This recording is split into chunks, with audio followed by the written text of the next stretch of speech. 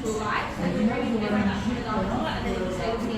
It'll represent yourself, it'll take you out to the restaurant as well. And then 1 o'clock will bring you for lunch in the restaurant. Thank you so much. Sorry to confuse it. Just out by the tree. Alright, thanks. Nellie Melba had been living in Europe for about 25 years. She was 50 years old and probably still.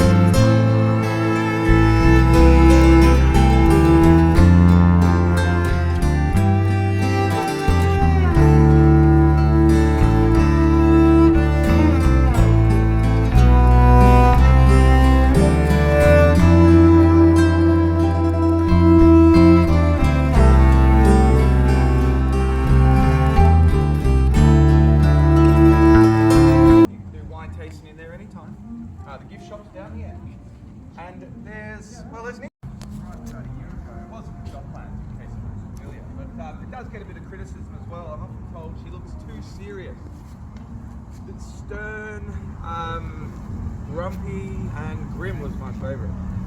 But I think the sculptor got it right because it does sound like she could be like that, especially in public. So Melba was a world-famous prima donna. Spent much of the year touring the world's great opera houses, singing in front of emperors, kings and queens, mixing with celebrities, Hollywood stars. And well, Melba was very well aware that she was a huge star too. So she did have a reputation for being a bit vain, very elitist, haughty maybe, and extremely demanding. Sounds like everything had to be Melba's way all the time. She also clashed with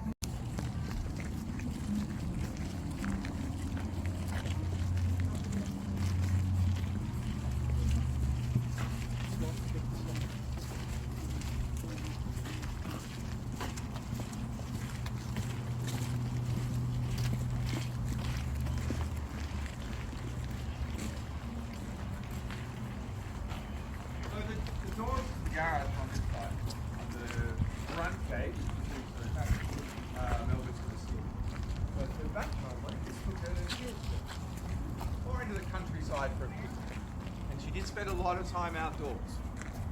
I think that's largely due to her background. So Nellie was born in Richmond, in Melbourne, in 1861. She said that her earliest memories were from a farmhouse, a holiday house, really, here in the Yarra Valley. So she spent a lot of time growing up around here, riding ponies through the bush, camping, hunting, fishing, swimming. Well, similar activities she enjoyed when she moved back here many years later. So after all those years overseas, all the fame, she really was always very much a girl from the Australian bush.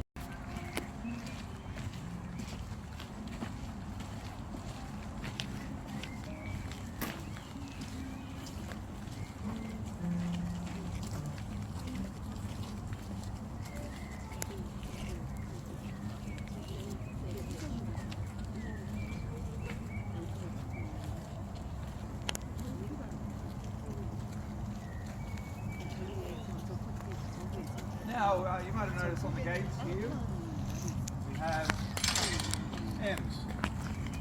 Melba had an obsession with putting her initials on things.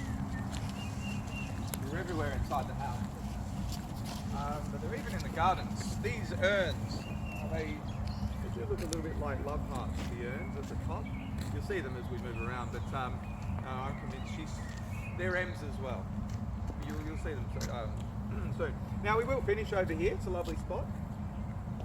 You'll have time to take pictures there, but if you are taking photographs, I'd recommend taking them as we go.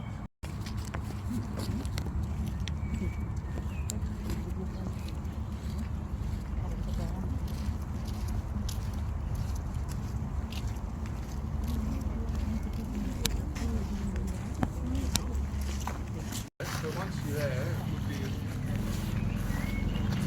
it's an English oak. Now most of the tall trees in the gardens were planted by Melba, but not this one. The oak tree was possibly here before she was born. It likely dates back to the 1850s, so the gold rush era, because that's when the first house was built on this land. And today it's a very popular spot for weddings. And it's it's romantic in more ways than one. If you look closely, these branches over time have fused together.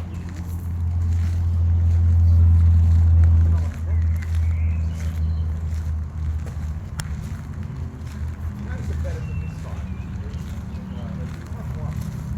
They're split apart though.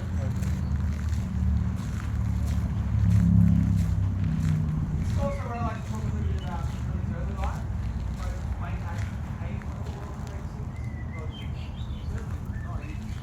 But she did come from a musical family. Her mother is a daughter and grandmother.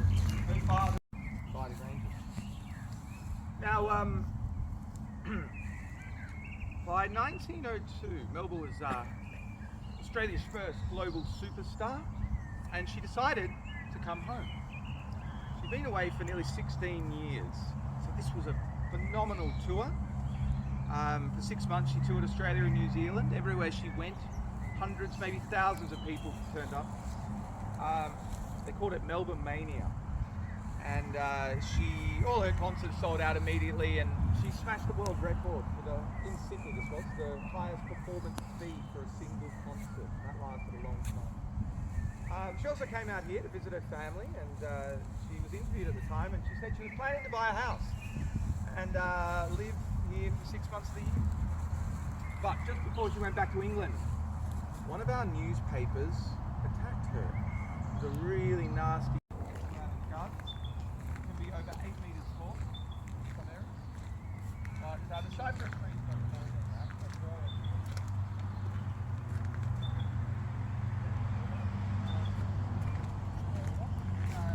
You can imagine it takes a lot of work to make it look like this, and it doesn't get easier over time. These hedges used to be straight many years ago, but older trees don't always grow straight, so it's hard to cut straight. Otherwise you damage the tree, make holes, make a big mess. That's why they shape it like this, to keep it green. You see how thick it is. It's not artistic at all.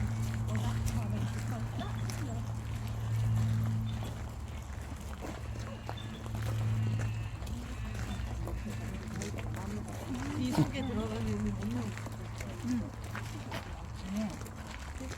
알지도 하고.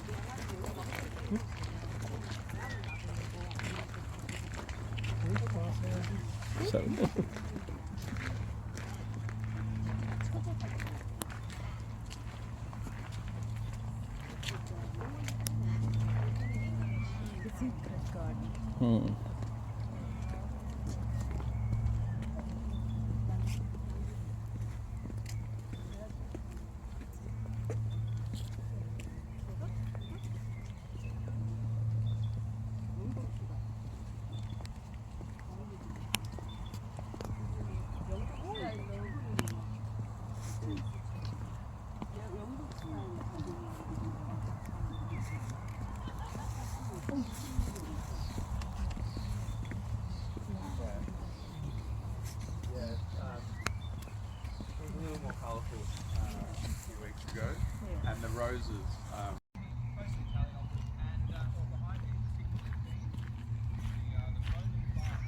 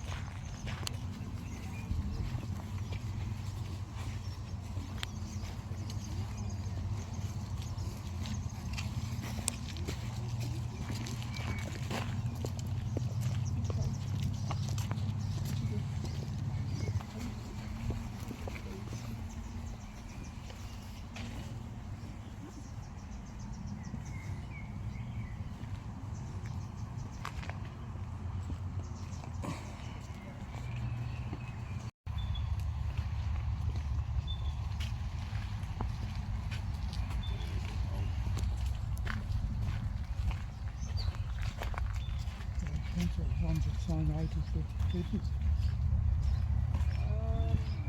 A bit later.